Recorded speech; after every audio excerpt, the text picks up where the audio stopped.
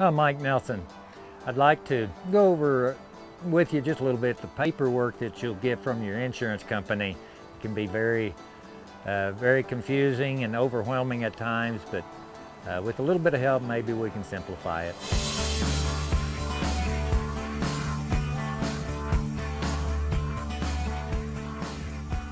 Okay, I have here an example of the paperwork that you'll get from your insurance company. It's all going to be similar. There are going to be some differences depending upon the adjuster, depending upon who your insurance company is with. But they're all going to give an introduction at the very beginning explaining some of the stuff about going on. They're going to try to explain the difference between the replacement cost value and the actual cash value, the RCV and the ACV. On the front page, it's going to show what your deductible is. Like this one happens to be, this is your out-of-pocket again, it's $2,500 on this particular policy. Some of the things I wanted to point out in here, it talks about how the final payment is adjusted according to what your actual cost for replacing it is. And it points out that if you wish to repair your roof with a more expensive shingle, you can do that. You just have to pay the difference in the cost between what they're paying and what your contractor's paying in that case.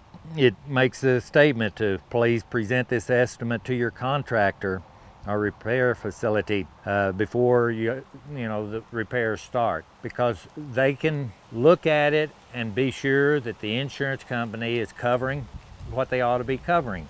This particular one, when you get over to the itemized work that's being done, that goes down through there, it talks about the tear off and removal of the shingles. It talks about the material cost for replacing it, and it has out there, without felt. And then it has the install cost of it, again without felt.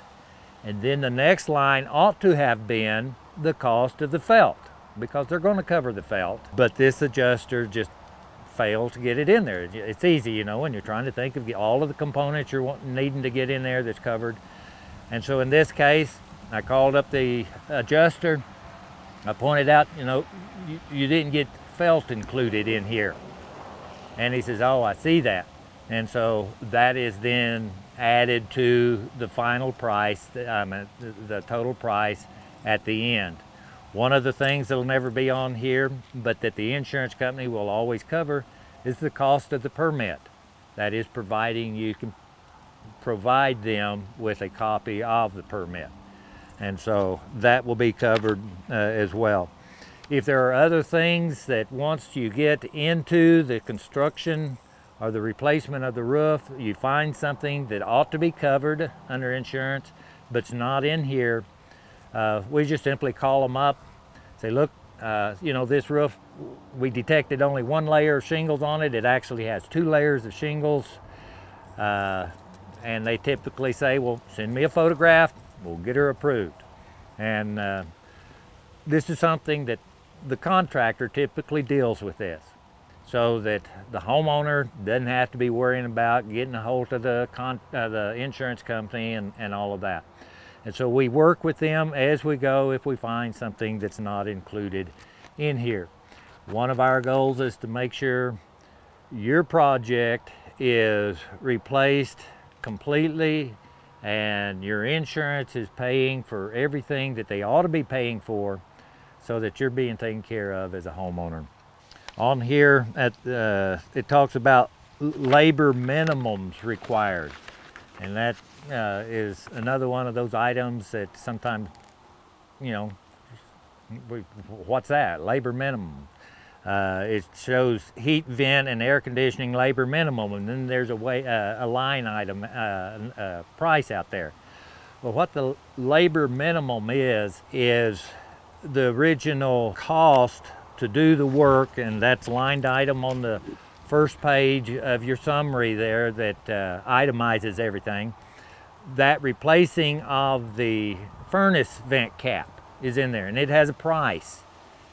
But it's recognized that, it's going to cost more than that price to get that done. And so labor minimum is sometimes plugged in there to make sure the cost of replacement is covered. And so that's what the labor minimum represents. Sometimes the claim will have 4 or 5 pages, sometimes 12 to 15 pages. And it can get very complicated sometimes. And when you're not looking at these every day, you know, you start scratching your head and wondering, well, what in the world is this talking about? I do look at them every day. If you have any questions about your insurance adjustment, would like to call me up, you know, I'll do my best to answer any question that you have, try to explain what they've got. And of course, you can also call your adjuster or your insurance company too. Usually on your claim paper, there's a number that you can call if you have questions that you don't understand about the paperwork.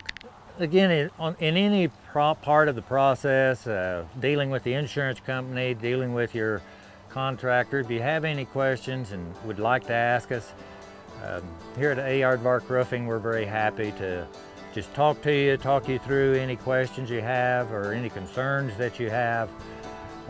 Just give us a call at A Aardvark Roofing.